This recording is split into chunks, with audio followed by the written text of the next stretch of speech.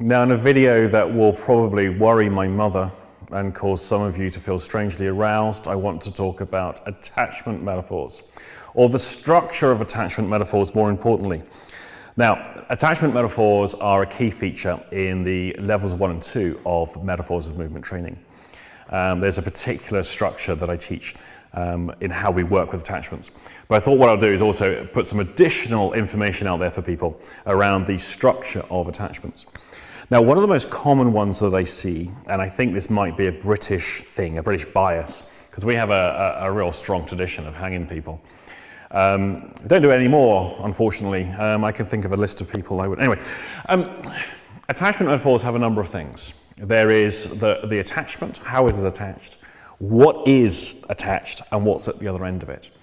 Now, that's pretty much all there is to an attachment metaphor, but there's lots of variations of them.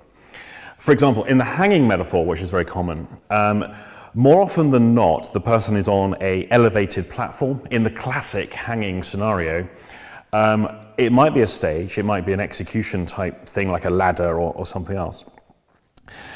Sometimes their feet are secured, so they're on a stable base. Sometimes they're on a shaky ground, so they're on a very shaky like stool or something else that's going to give way, and of course there's a rope attached to them. And sometimes they're actually hanging.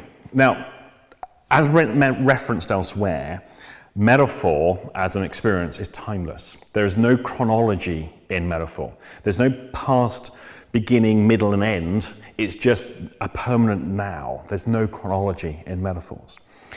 So the person may well be, their metaphor is like they're hanging around, and their feet are off the ground. That doesn't mean they're going to die, it's just the representation of the metaphor. Obviously, what this tells us is they're lacking support. They're lacking any firm support. There's not much, they lack understanding. They don't really have their feet on the ground. They're not down to earth.